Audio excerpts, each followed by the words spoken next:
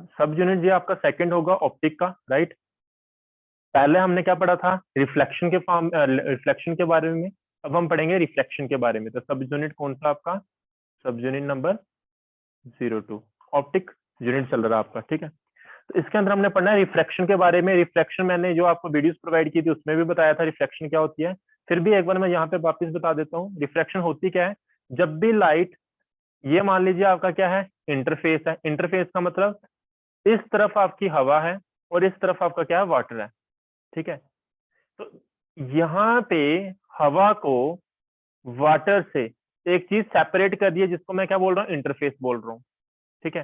तो यहाँ पे हवा है और यहाँ पे क्या, वाटर। तो जब भी कोई लाइट रे, कोई भी रे जब ट्रैवल करती है, तो एक मीडियम से दूसरे मीडियम में जब वो ट्रैवल करती है तो उसके अंदर कुछ हमें देखने को मिलता है, जिसको हम क्या बोलते हैं, रिफ्लेक्शन। रिफ्लेक्शन क्या होती है, जब भी लाइट ट्रैवल करेगी एक मीडियम से दूसरे मीडियम में, तो लाइट अपने पाथ को क्या कर देगी, चेंज कर देगी। लाइट क्या करेगी, अपने पाथ को चेंज कर देगी।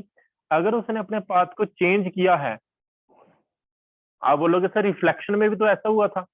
रिफ्लेक्शन में भी तो हमने यही पढ़ा था। ये मैं कलर चेंज करता हूँ, ये आपका इंटरफेस है। एक लाइट रे आई थी और यहाँ पे आके टकराई थी, यानी कि टकराने के बाद ये क्या हो गई थी, अपने पाथ को चेंज कर गई थी। इसको जाना कैसे था, सीधे जाना था, पर ये चली गई कैसे गई, इस तरह से। तो लाइट ने यहाँ पे भी अपने पाथ को चेंज किया था। लेकिन एक चीज यहाँ पे हमने नोटिस की थी, रिफ्लेक्शन के केस में लाइट रिफ्लेक्ट होने के बाद अपने पाथ को चेंज तो कर देती है, पर मीडियम चेंज नहीं होता है। लेकिन रिफ्रैक्शन में क्या होता है, ये इंटरफेस है, यहाँ पे हवा है, यहाँ पे क्या है, वाटर है। लाइट रे आएगी, एक्चुअली लाइट रे को कैसे जाना चाहिए, सीधे चला जाना चाहिए ऐसे करके। ऐसे आ रही थी ना, तो सीधी चले जाना चाहिए था। पर लाइट रे ऐसा करती नहीं है, ये अपने पाथ से क्या कर जाएगी, बेंड कर जाएगी, जहां अपने पाथ को क्या कर देगी, चेंज कर देगी। तो उसमें भी पाथ चेंज हुआ, यहाँ से भी पाथ चेंज हुआ। जहां तो लाइट रे इस तरफ चली जाएगी, जहां लाइट रे इस तरफ चली जाएगी। कोई भी पाथ चेंज कर सकती है। अगर हवा से पानी में आ रही है तो लाइट रे क्या करेगी, इस तरफ चली जाएगी। समझ आ रही होगी बात। तो अल्टीमेटली लाइट ने अपने पाथ को क्या किया है, चेंज किया है। लेकिन इन दोनों में एक डिफरेंस हमें देखने को मिल रहा है। यहाँ पे जब लाइट रे ने अपने पाथ को चेंज किया था, पर मीडियम चेंज नहीं हुआ था। लेकिन इस केस में जैसे इंटरफेस के ऊपर लाइट रे स्ट्राइक की, उसके बाद इसने अपने पाथ को तो चेंज किया, प्लस मीडियम को भी क्या कर दिया, चेंज कर दिया। पहले मीडियम कौन सा था, एयर था, बाद में क्या बन गया आपका, वाटर बन गया। तो ये होती है आपकी रिफ्लेक्शन। तो रिफ्लेक्शन क्या है, when ever light enter obliquely, light कैसे एंटर करी, ओब्लिकली, ऐसे थोड़ा सा तिरछी में कुछ एंगल बना के एंटर करे। Whenever light enter obliquely from one medium to another medium, the direction of light, जो लाइट की डायरेक्शन होती है वो क्या हो जाती है, चेंज हो जाती है। The light, the direction of propagation of light क्या होती है, चेंज हो जाती है।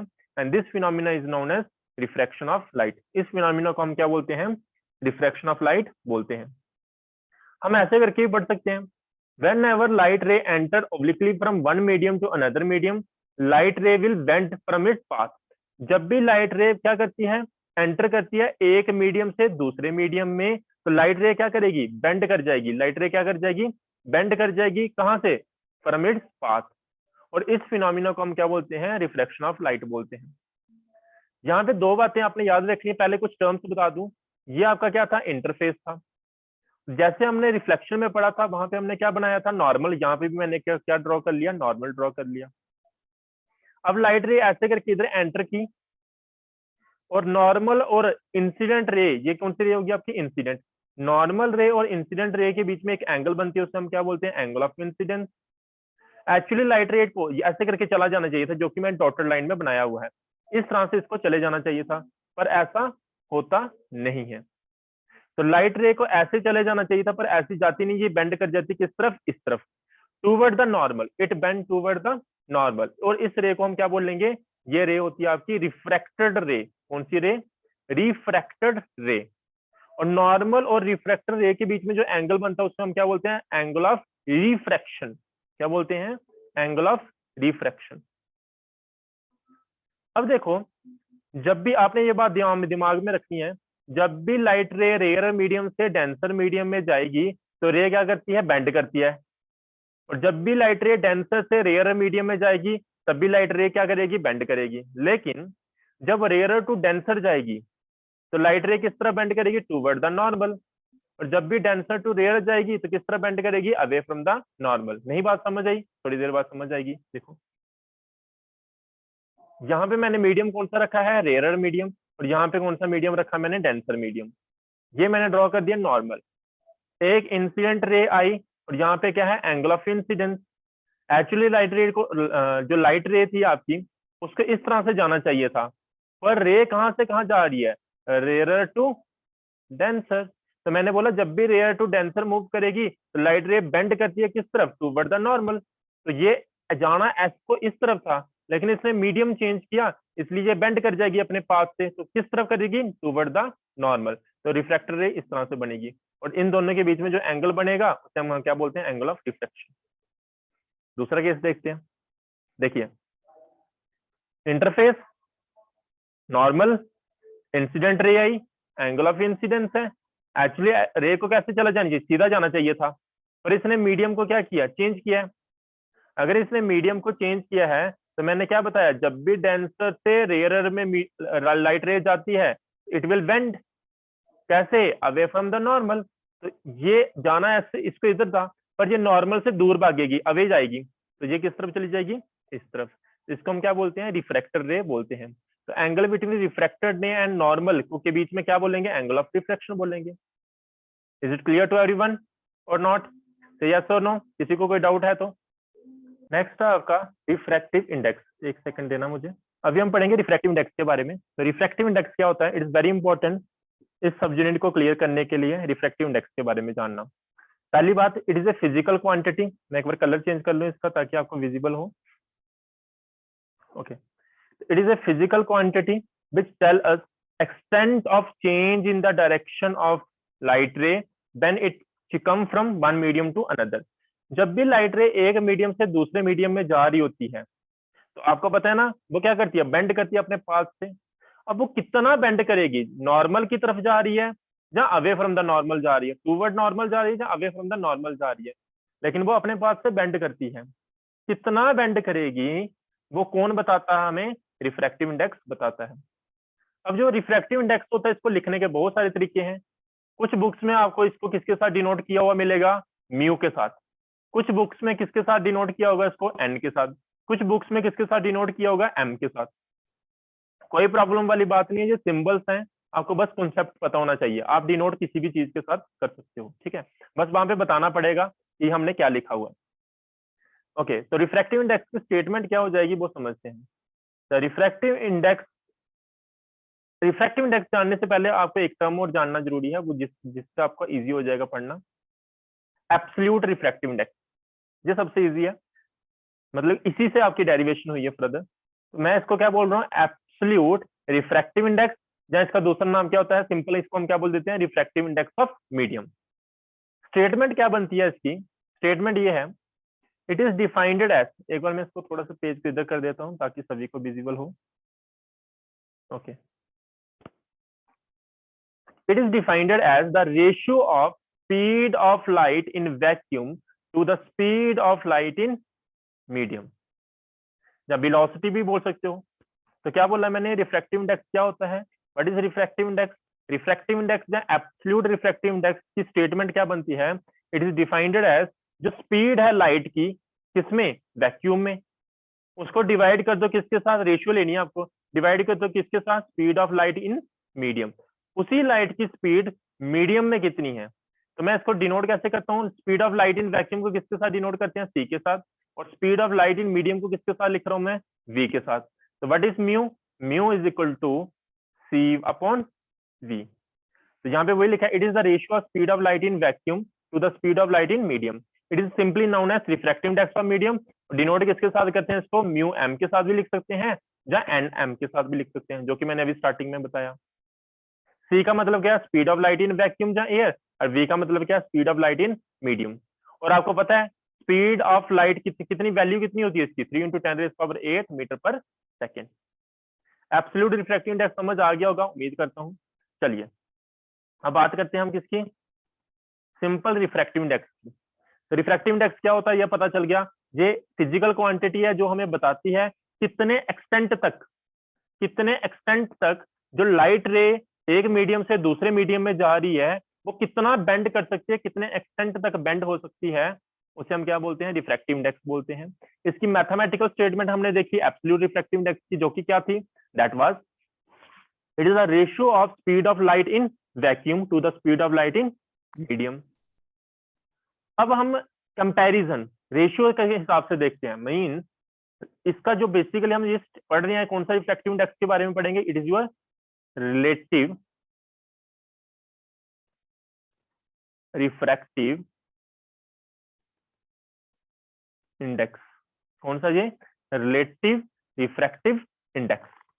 अब ये रिलेटिव रिफ्रैक्टिव इंडेक्स क्या है, जिस स्टूडेंट्स लेट आते हैं फिर उनको फिर समझ जल्दी नहीं आएगी, तो टाइम पे आ जाया करो। तो रिलेटिव रिफ्रैक्टिव इंडेक्स क्या होता है, रिलेटिव रिफ्रैक्टिव इंडेक्स क्या होता है अभी, द रिफ्रैक्टिव इंडेक्स का, जैसे रिलेटिव का वर्ड का मतलब क्या, हम कंपैरिजन करते हैं, क्या करते हैं, कंपैरिजन करते हैं। किसका कंपैरिजन करेंगे, दो मीडियम का। यहाँ पे मीडियम नंबर 1 होगा, यहाँ पे मीडियम नंबर 2 होगा। ये क्या होगा, इंटरफेस। जैसे वहां पे हमने क्या लिया था, एयर, और यहाँ पे क्या लिया था, वाटर। तो अब एयर वाटर नहीं लिखेंगे, हम बोलेंगे मीडियम नंबर 1, मीडियम नंबर 2। तो रिलेटिव रिफ्रैक्टिव इंडेक्स क्या होता है, the refractive index of medium 2 with respect to medium 1 is defined as the ratio of speed of light in medium 1 to the speed of light in medium 2। मैंने क्या बोला, मैंने कुछ नहीं बोला, ध्यान से सुनना मेरी बात को। अगर मुझे reflective index, relative refractive index, इसको समझना बहुत अच्छे से, बहुत जरूरी भी है समझना इसको। मैं इसको पेज लेके अलग से आपके समझाता हूँ।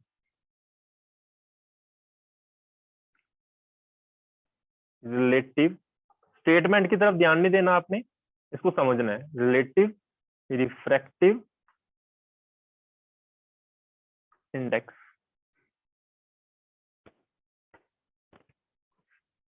देखिए ये मान लीजिए आपका मीडियम कौन सा है, फर्स्ट है, ये कौन सा आपका मीडियम नंबर 2 है, और बीच में क्या है आपका इंटरफेस।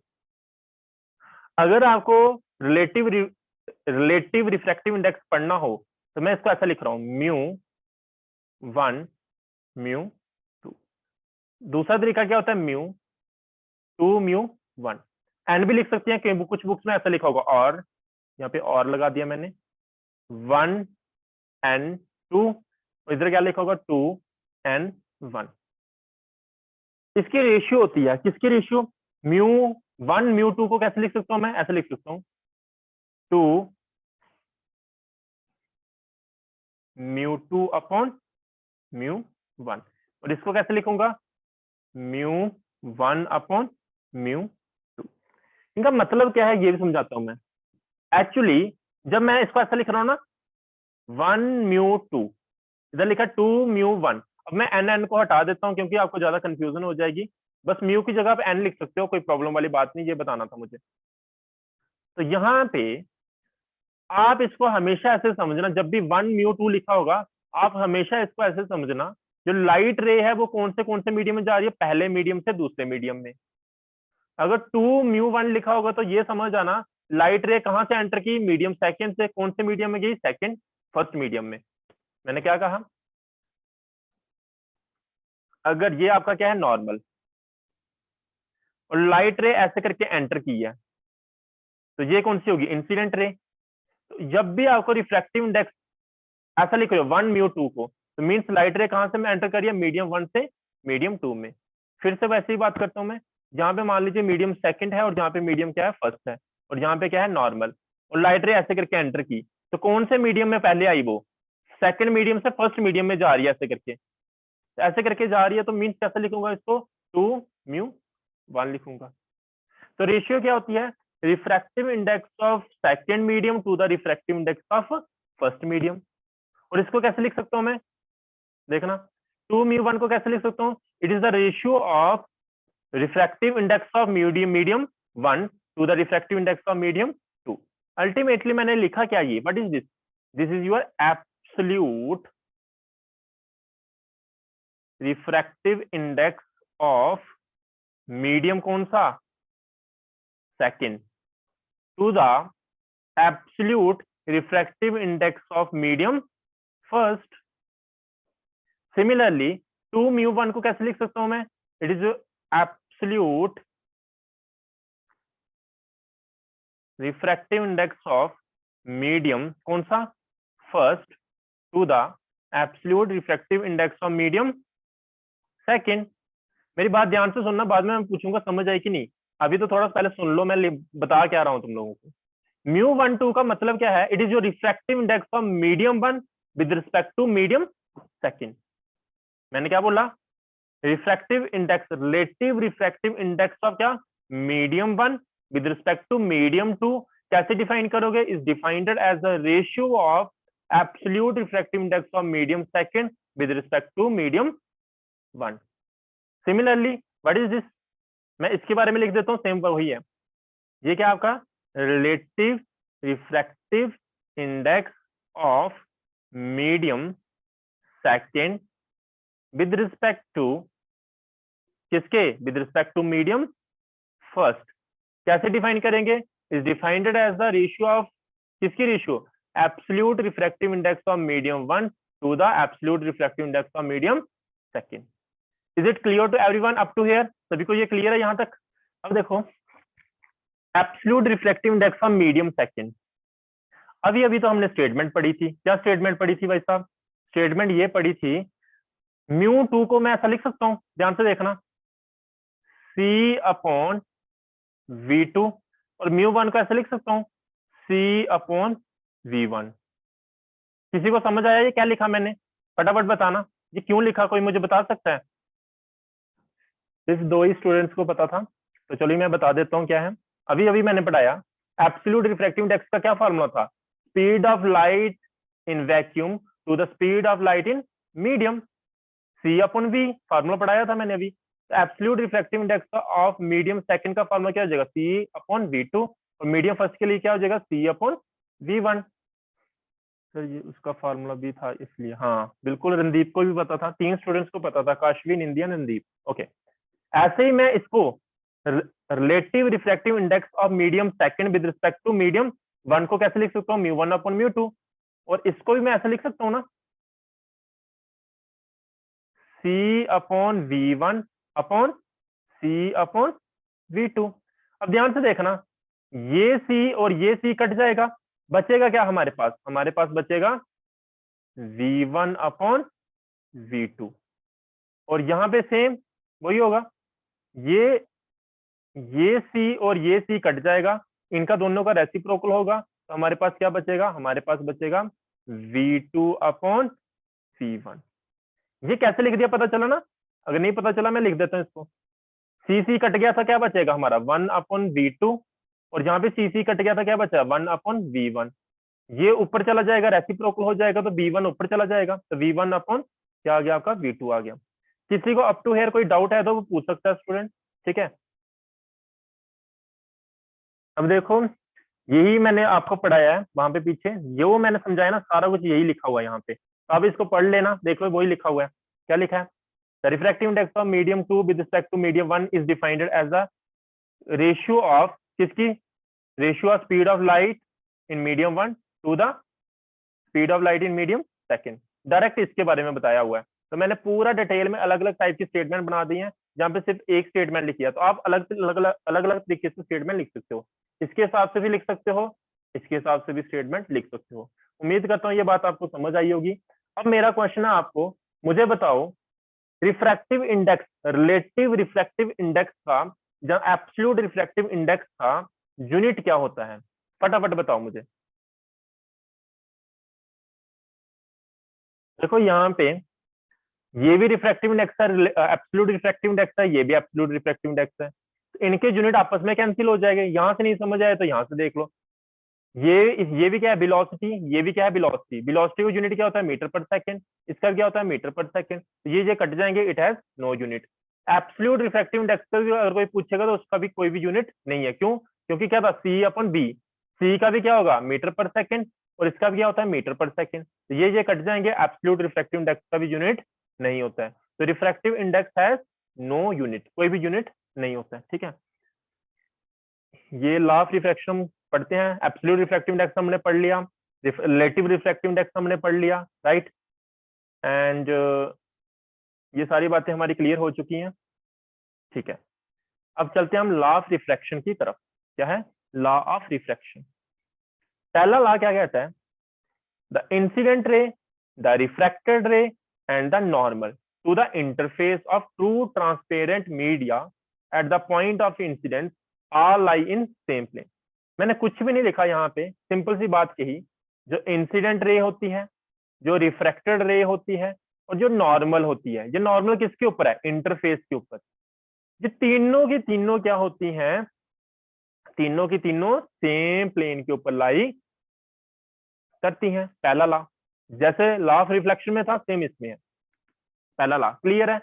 दूसरा लॉ आपका स्नेल्स लॉ आपने पढ़ा होगा, उसी से मिलता जुलता है, यहीं से आपका स्नेल्स लॉ भी बना हुआ है। तो क्या कहता है ये? The sine of angle of incidence to the sine of angle of refraction is constant for light of given color and given pair of media, and the law is also known as Snell's law। ये तो बिल्कुल हटके है। आप इसको थोड़ा सा और अगर इजी करना चाहते हो तो ऐसे करके लिख सकते हो। मैं नेक्स्ट पेज लेता हूँ। फर्स्ट लॉ तो आपको पता चल गया, laws of reflection, sorry refraction. First law तो पता चल गया, बहुत इजी है। दूसरा लॉ मैंने इसको ऐसा भी लिख सकता हूं, कैसे? द इंसिडेंट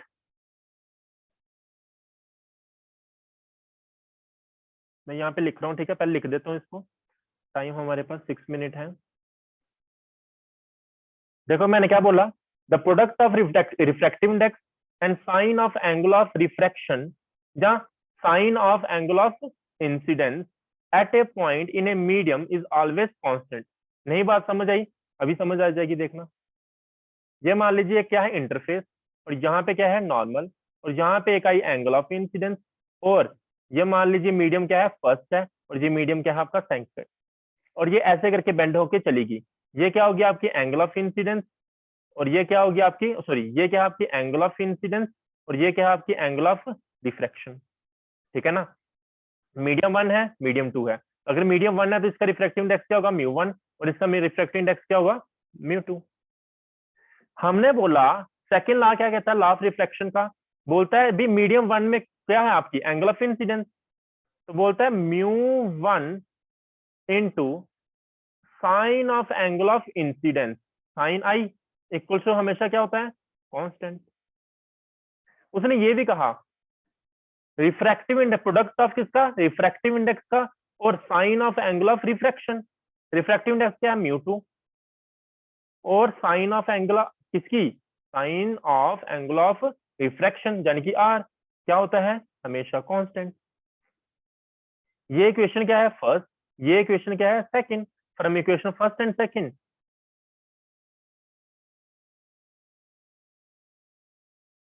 क्या हो जाएगा? μ1 sine I equals to μ2 sine R. Sine R को इधर भेज दो, μ1 को उधर भेज दो, तो क्या हो जाएगा? This implies sine I upon sine R equals to μ2 upon μr। है कोई शक यहाँ पे किसी को? यहां तक क्लियर है सभी को? नेक्स्ट देखो, जहां पे गड़बड़ी कर दी मैंने कुछ। हाँ μ2 क्या था? μ1 आएगा ना। तो साइन आई अपॉन साइन आर, μ2 अपॉन μ1 को ऐसे लिख सकता हूं मैं 1 μ2। अभी पढ़ के आया μ2 अपॉन μ1 किसके बराबर होता है? 1 μ2 के, जो कि क्या है? ये क्या बना आपका? Relative refractive index of medium 2 with respect to medium, sorry relative refractive index of medium 1 with respect to medium 2, तो जो कि किसके बराबर होता है आपका? साइन आई अपॉन साइन आर के बराबर। और यही आपका क्या है? स्नेल्स लॉ है।